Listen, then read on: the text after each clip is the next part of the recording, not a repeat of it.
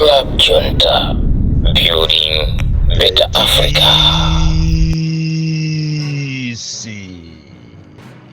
Presidenti wanu wanthu osauka woyamba kuno ku Malawi kuzuka munyadira, kuzuka mumupembeza Mulungu, mumuyamika Mulungu pa zabwino zonse zimene akuchitira ife anthu osauka, kuzuka ndi chimwemwe siku la lero. Makamaka nditamva nkhani yonena kuti zipani zina zosusa za PP, UTM, DPP, PPM zikuoneka sopano kuti zazukapo pamene amagonapo kupanga zimene Amalawi akufuna, kupanga gwirizano kuti agwirire ntchito limodzi. Izi tikuyenera tiziyamike kwambiri, ndi zinthu zimene zili za mtengo wapatali. Makamakaso zimene Amalawi osauka amene amalirira dziko lawo akufuna kugwirira ntchito limodzi. Ino asogoleri aku UTM, APP, akabambe Mai Joyce Banda, Amaki Kasonga, komanso asogoleri achipani cha DPP apita Mutharika ndi gulu lanu. Izi zanyadisa Amalawi kwambiri. Inde mkatimo muli anthu ena oyipa amene akunyasidwa ndi zimenezi. Ziwani kutenera kuti ndiye satanayo.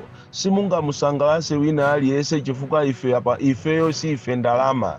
Aliyense sangakondwere, munthu amakondwera ndi ndalama basi. Choncho muli afiti ena, asataniki ena amene akunyasidwa ndi zimene zachitika zija chifukwa tu ndalama ndezi kuperekedwa kuti migwirizano imeneyi isatheke. Koma tikuyamikeni kwambiri asogoleri, mwapanga zinthu zoyamikika kwambiri, zotamandika zimene Mulungu akungoyenera kuti atamandike. Ena amandiyimbira ine mafoni kunena kuti no akalindo mwapanga chinthu chabwino kuwalimbikisa asogoleri. Oyamikidwa sine, oyamikidwa akhale Mulungu chifukwa ndi amene wapangisa zonsezi kuti zitheke. Andi apapa pempho ndilonena kuti tipemphe zipani zina ngati za odya zake, achinana nkhumwa amene twali ndi welfare ya anthu, achina mwene fumbo. Tatiyeni mupange zimene apanga anzanu, mubwere pamodzi, mugwirire ntchito limodzi to fight the common enemy amene akuzunza anthu kwambiri muno m'Malawi.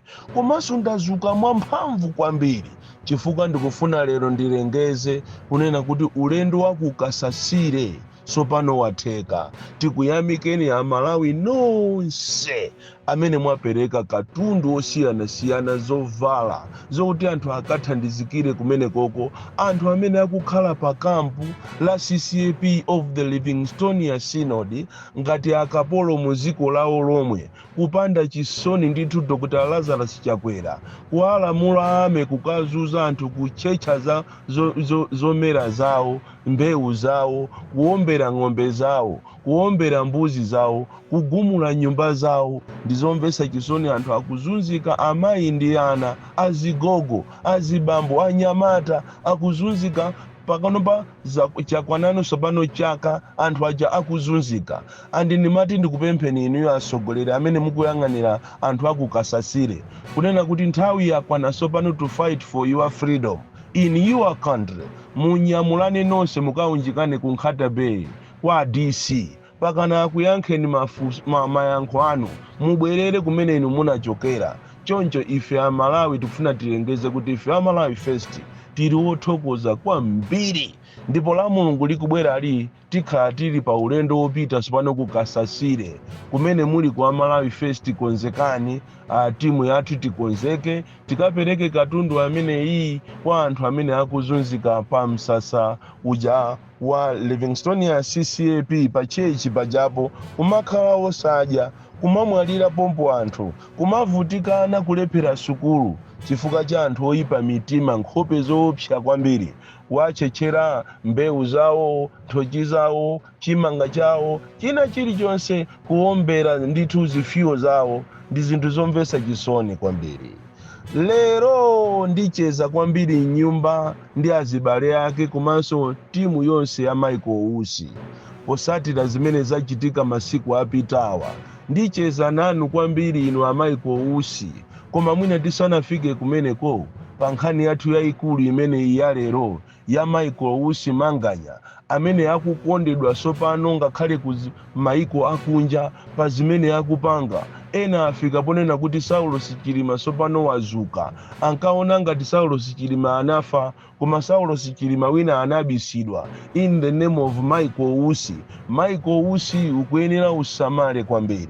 Tisanafike kumeneko ndafuna ndikutengereni ku Nchisi District Assembly kumene kuli nyasi zoopsa, kumene ofesi ya DC kumene koko ikungoba makobiri, motero kuti last week yokhayi atenga ndalama yokwanira 12 million kuti akagulire matayala 4 a galimoto. Ndikumazifunsa kuti kodi inu mmene anthu akuzunzikira taxpayers money, inu mungatenge 12 million kukagulira matayala a galimoto? Ndipo tayala limodzi likuchita cost ndalama zingati kwa inu amene munapita ku sukulu? Kuli nyasi ati chifukwa chokuti ati ali mboma yo ndi a MCP ku Nchisi District Assembly ko oti staff ya kumene koko ili ni mantha kwambiri. Aja amachedwa Adolfu samatengedwaso ngati munthu. Anthu amene amakhuzana ndi za ku accounts satengedwa ngati anthu, akungochita kukakamizidwa kuti azisayina, motero kuti kusachitike tumaliro kwina kulikonse, kaya ndi kukaronga, kaya ndi kuchitipa, kaya ndi kumwanza, kukumatengedwa every week 3 million kumene kuti ndi ku Nchisi District Assembly. Kuli mantha akulu. Panafunika kuti inu a Minister of Local Government muyendere mupite uku kumatchedwa ku Nchisi mukaone nyasi zimene zili kumeneko. Anthu akuchita kugwira ntchito mwa mantha, kuopa ofesi ya DC, kukalipiridwa nkati, ndiye kukubedwa makobiri, kukubedwa tu makobiri amene ukalondoleza akuoneka kuti anthu osakuyenda ngakhale maulendo, mabwanawo akumangopita kumakamanga nyumba zawo. Ndalama zaphweka kwambiri mu boma limeneli, boma la Lazarus Chakwera. Tikachoka pamenepo ulendo wathu ndikufuna ndikutengereni ku Northern Region Water Board kumene kwapangika diru ya mamita 5,000, ndipo diru imene isanayilengeze mu nyuzi olo a PPDA sakuziwa china chilichonse kapena kuti alengeze kuti ndi ujeni wapereka ni munthu mmodzi, kuti angopanga ujeni single sourcing iyi kumene ku Northern Region Water Board. Tikuyifufuza nkhani imene koma kwabwera mamita, kwaperekedwa contract ya mamita 5,000, ndipo mita ina ili yonse ikugulisidwa pa mtengo wa 1 million. 1 million mita ina ili yonse. Muziwe kunena kuti kulikatangale kwambiri ku Northern Region Water Board. Ndipo amalawi ndikufuna ndikuspecheleni tikafufuza kuti contract imene waitenga ndi ndani, wapasidwa ndi ndani, imene iyi ya mamita opanda kulengeza, opanda kunena kuti kunatuluka tenda, tilengeza tibwera pompano tizalengeze kunena kuti diri imene iyi wapasidwa ndi wakuti ndicho linga chokuti apindule zakuti zafaje. Nthawi ino ya kampeni anthu akupanga zoopsa kunjaku, kuba ndalama mosiriza pamene akuona kuti zinthu zikunka kumalechereche. Anthu akupangiratu mafilimu okuba makobiri, ndipo mboma munde mukubedwa makobiri. Inu mukukumbukira dzulo talengeza za ku Ministry of Education department yoona zomangamanga kumeneko kuli madiru woopsa oti ma contractors akuzunzika, anthu akuvutika koopsa m'Malawi munomo, especially ma contractors amene akugwira ntchito zosiyana m'bomamu. Tikunena pano ndalama zawo sizikuperekedwa, ma certificates apereka ochuluka kwambiri kuti apase ndalama zawo, koma zimene sizikutheka. Anthu ena amene ndikufuna ndi alilire lero ndi ma contractors a Marepu 9 amene anayamba kugwira ntchito mu Juni 2024. Anthu amene wawa ndi agalu leroli, akuzunzika koopsa, kuziyang'ana ndalamazo zikulowa m'matumba mwa andale. Anthu amene wawa sakuwerengedwa nkose.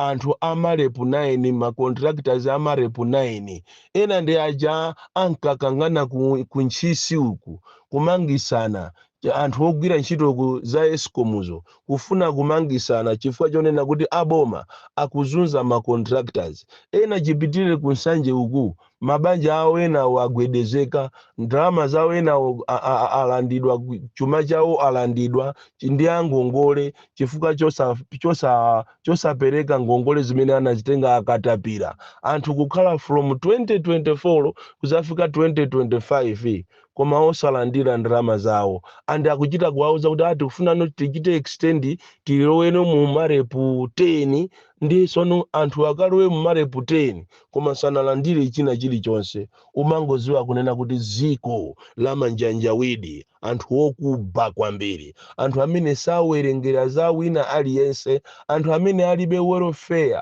anthu amene akufunanso atitere mwina 5 years aloweso mboma ndiye nkumafunsa kuti kodi mbomamu atafuna akatanimo mmene awonongeramu nkhani yayikulu ya lero ndikufuna ndipereke malangizo uthenga umenewo ndikanapitisa ndekha kwa Michael Usi koma because of anthu inuyo abale anga osauka platform imene mmayenera muziwe chilungamo ndi yomwe ya the DC kunayenera ndikaupereke uthenga umene kwa Michael Usi pa zabwino zimene yakupanga ndipo ndikafuna Michael Usi adziwe kunena kuti amalawi akukondwa nawe kwambiri amalawi akunyadira na zimene iwe ukupanga kuulula the road that is in government koma nangofuna ndikupaseni malangizo achimwene kunena kuti kazi wa Noah atatembenuka anapezeka kuti anasanduka ni chulu cha nchere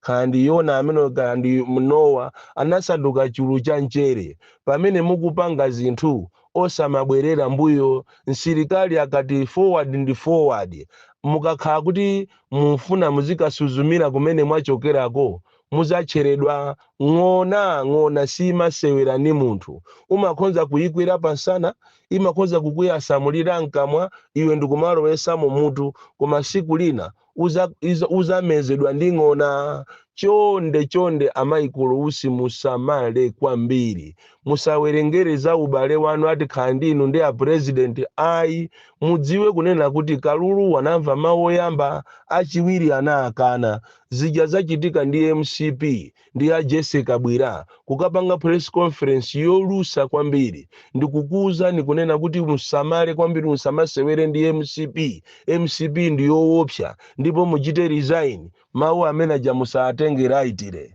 lero kukamatuluka ma statement ku MCP konko kunena kuti there is a cordial working relationship and Michael Usi and a president afuna azimupasa maudindo amene maulendo osiyana pakana election day ndipo president alirede kugwira naye ntchito bwino imene jandiboza ndi nyenga ndi chinyenga aphunzisi ndi pusi amene ujayo akufuna akuyitanire pafupi akupweteke chonde Michael Usi osakhulupirira munthu wina aliyense pakali pano Paulo Sima uzidya ya nkazako osamangoja pena paliponse anthu awa ndi anthu oyipa kwambiri kutero iniyo mudabwe kunena kuti emwe uja anapita Jessica Bwira uja kumakatukwana kumanena zoopseza ndi emwe ujaso akuchita solire message yonena kuti no akuti ati relationship ndi a president ili bwino ndipo izili bwino kwambiri imeneyo ndibodza imeneyo ndiye ng'ona ilibe chisoni imaonesa ngati ikulira crocodile tears koma ili ndi plani chonde ndipo mukanakhala wina cheusi masiku asalawa ndi ochepa mukanangoutayaso udindo wa VP muchite concentrate zanu ndi anzanu khamugwira ntchito ndi a UTM DPP PP imene zakhaliramu PPM anthu akuthokozani koopsa kusiyana ndi kuti muziti mwaponda step ina uku mapanga awiri amavumbisa anthu amene wakonza maplani wokuti akupweteke vuto ndilonena kuti ena ife tikamanena timaoneka ngati ndife amisala osaphunzira anthu achamba koma ndikukuza ni mawu amene wamuza akumbukira Malawi siku lina kunena kuti izi ananenapo uja wachamba uja wakokeni uja chonde Michael usapite ku meeting ina ili yonse ndipo osamangoyenda chisawawa chifukwa amene amachedwa ng'ona wakonzeka kuti akupange chipongwe. Bon Klindo, the DC, mwana woopsa kwambiri, the most deadly and dangerous child, ooneka ngati samaziwa baibulo koma akuliziwa kunena kuti amene anasanduka chulu cha ncherocha ndi mkazi wa Loti. Mafuna ndikuzunguzeni muone kuti kodi ife timaziwanso baibulo, mkazi wa Loti. Tsatsani malonda anu pa machanelo awa makosana with 100 plus subscribers, BS Malawi with 100 plus subscribers, Hot 265 with 90,000 plus subscribers, Sam Mavita with 100 plus subscribers, AMTV Malawi with 50k plus subscribers, Malawi Trends TV with 50k plus subscribers, Dreams Media with 20k plus subscribers, Mpongwe Pongwe with 80k plus subscribers, Crab Junta with 40k subscribers. Komanso Umata Daily with 10k plus subscribers. Ndipo mutakulipeza kudzera pa Malawian YouTubers Association Maya. Utenga wanu udzafikira anthu oposaposa 500,000 pa tsiku. Tilumikizeni kudzera pa email iyi officialmaya265@gmail.com.